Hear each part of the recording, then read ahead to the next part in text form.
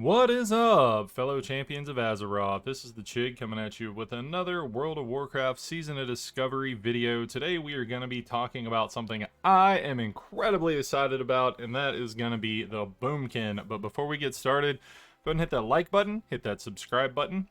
Make sure you hit that bell notification icon so you're notified every time I come out with a new video. Anyway, we got Miss Moonfire over here dancing. Let's go ahead and hop right into the video. So my two pennies with basically all casters this time around is for level 25 we should probably do engineering because 21 spell power is obscene at level 25. So we'll talk a little bit about some of the gear, and then we will talk about the skills and the runes that I have picked, and then we'll talk about other options and why I'm doing what I'm doing, because I be liking the Moonfire, Sunfire idea over here. Anyway, so like I was saying, spell power goggles, because spell power, OP. So you're going to go with some random suffixes here. You can grab one of the spectral necklaces. I would suggest getting either of the eagle or of intellect.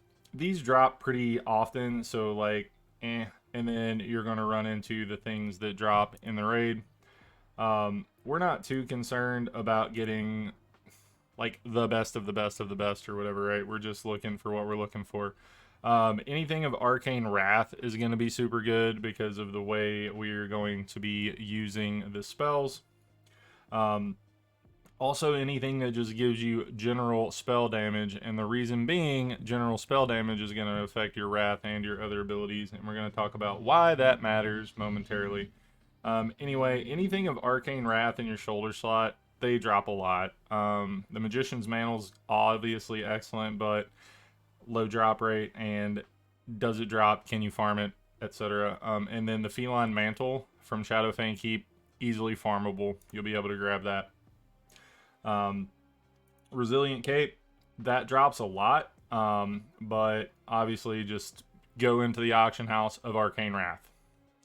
Type in Arcane Wrath, you're going to be good.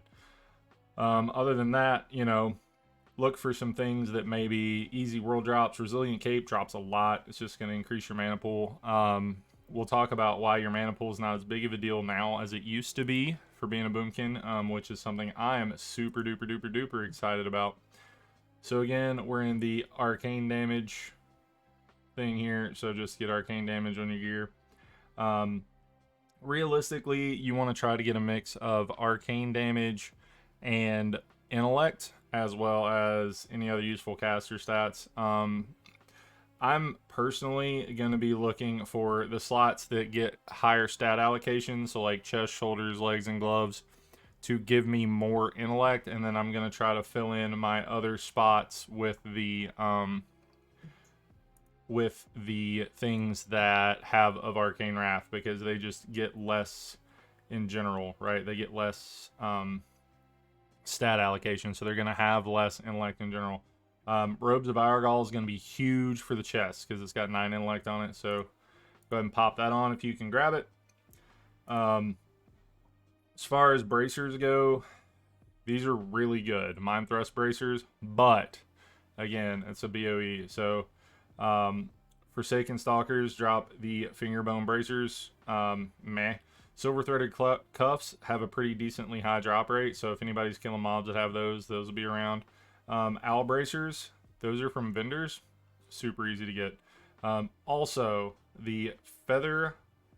Where did they go? Blech. Feather Bead bracers in RFC, not to be overlooked, because doing that quest at the this is the quest from Thunderbluff, returning the lost satchel, 3 intellect for free, right? Like, that's a good starting item. So we're going to be looking for items that are super easy for I would recommend doing main hand offhand, but if you get a decent two-hander that has good stats. As Horde, going to the Dead Mines might be a little out of the way, but going to try to farm the Emberstone Staff might be worth it because it's got decent stats. Witching Stave, that's an item that has a pretty decent high drop rate, but it's a shadow item, so meh.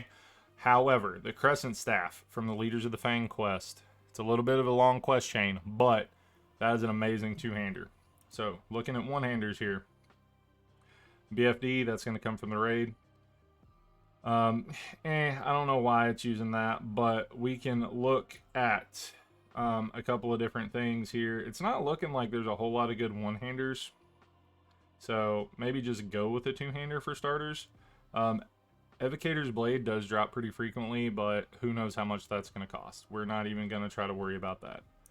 If you do get a good one-hander, there's a couple of different things you can get. The Bright Sphere, that drops a lot. Orb of Power drops in vendor. You can get that from vendors. And then the Torque Wrench is a quest in the Barrens over at... this is a small quest chain that starts with the Samaflange quest in Ratchet. And, I mean, 2 strength, 2 intellect. I mean, it's free, right? Super easy. And then that is a quest item that you get as a druid. Really good. You use it and restore 50 mana every 3 seconds for 15 seconds. You get that for doing your quest where you run around and cure the sickly animals. So that is a good offhand.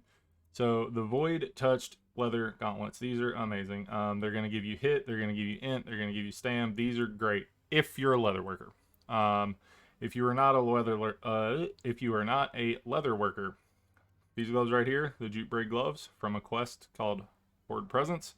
Yeah, I don't know what that quest is. I've never done it. So yeah, going to Ashenvale. We're already going to be in Ashenvale, so these Shredder operating gloves, basically free. So just go do that, get that.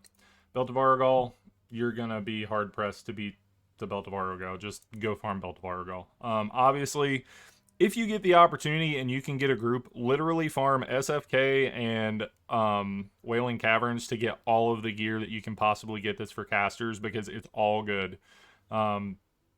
Silver Thread Pants, World Drop, these drop pretty frequently.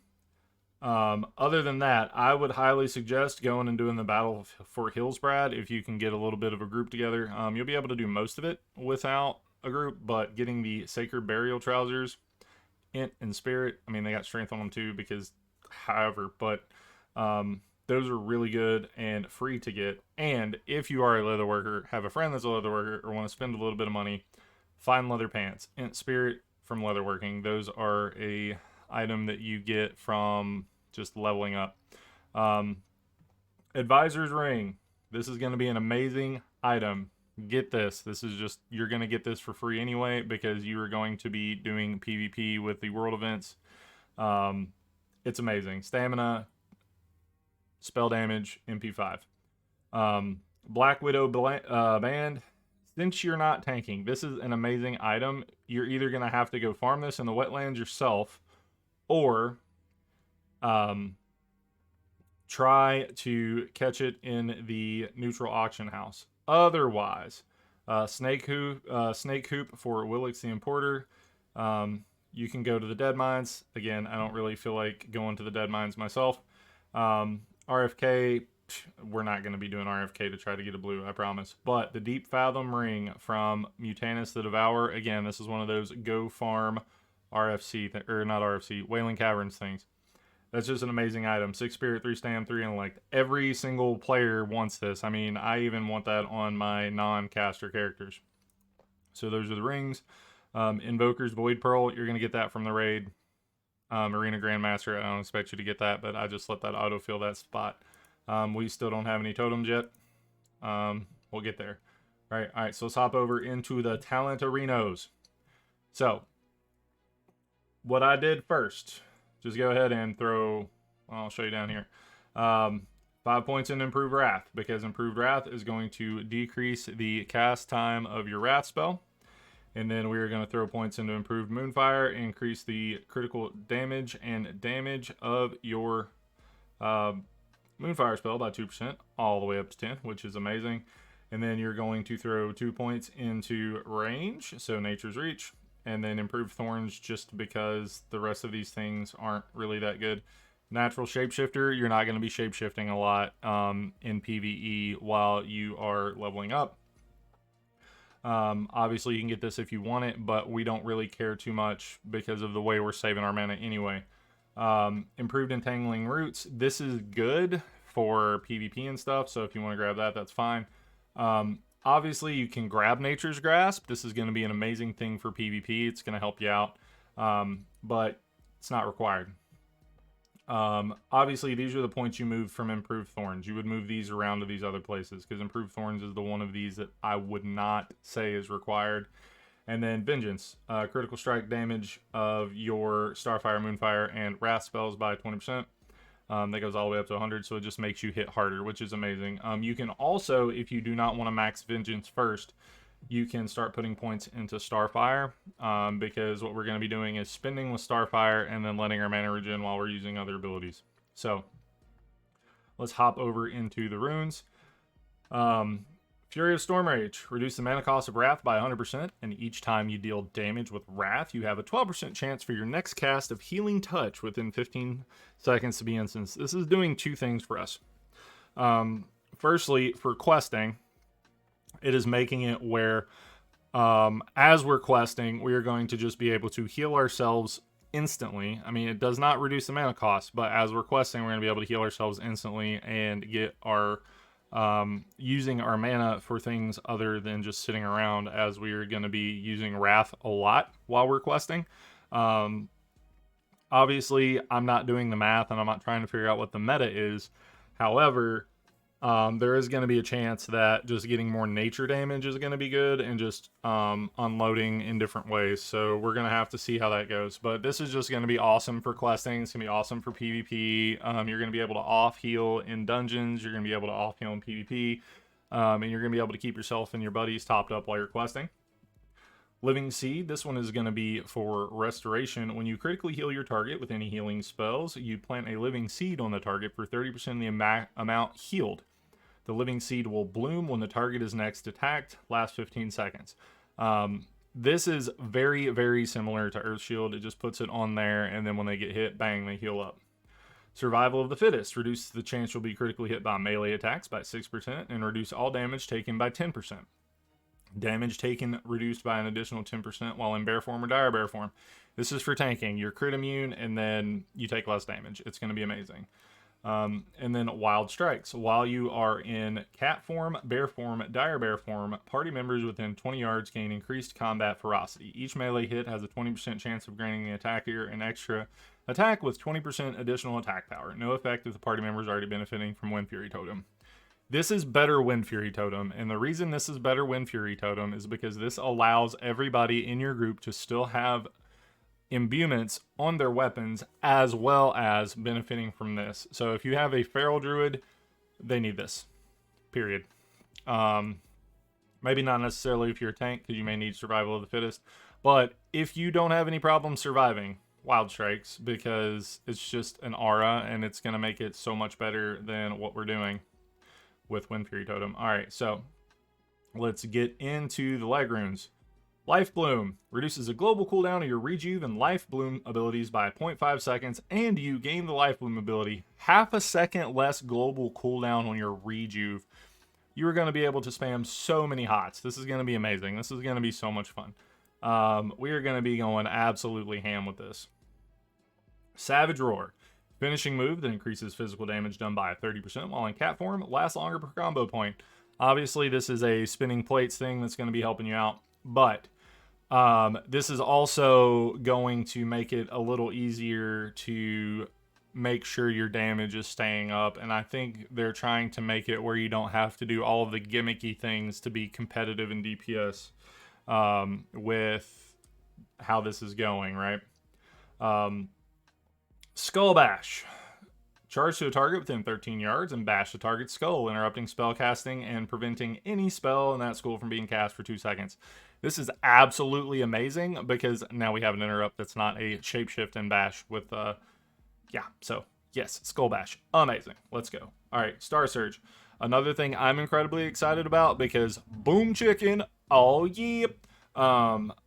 Star Surge launch a surging stellar energy that causes 57 to 70 arcane damage. Star Surge benefits from and triggers most talents and effects that trigger benefits from Wrath and Starfire. So this is going to be doing things that are going to be helping us out with Wrath and Starfire. It's kind of interesting that this benefits from both.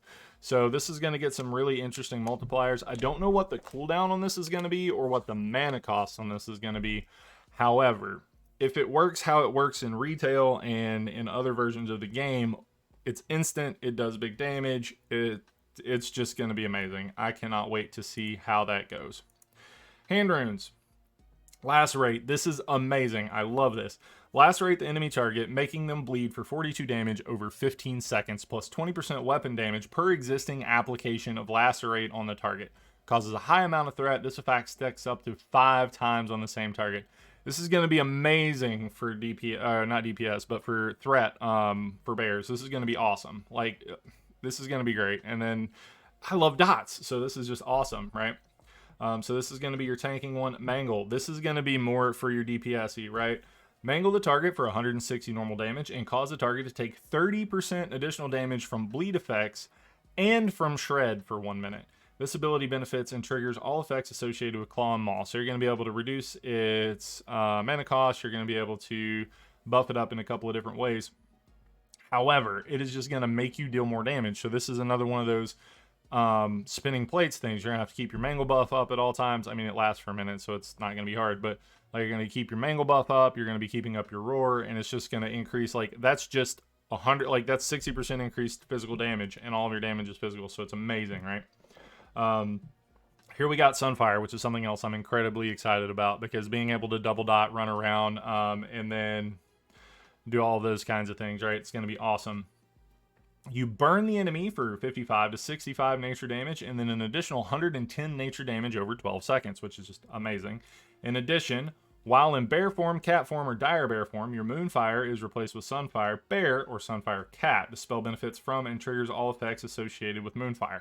What's cool about this is you are going to have an extra dot for cat, which is just cool in general, but it's going to give you a way to pull in range with the bear if you don't need the extra threat from Lacerate. So this is really cool. So it's going to have its own things, right? And it's also going to come in beneficial for, like, when you're questing and stuff, if you got to bear up while you're like, if you're boomkin and you need to bear up or whatever, and you can still keep your dot rolling and stuff. So it's going to be really cool, right? And then Wild Growth. It's a little different from what we're used to, but heals all of the target player's party members within 15 yards of the target player for 156 over 7 seconds. The amount healed is applied quickly at first and then slows down as it reaches its full duration. So this is a little bit different than it is normally, but it's kind of cool. As long as your guys are grouped up in a decent area, this is just going to hit everybody, and it's always going to be up, and it's going to be really good for when damage is going out.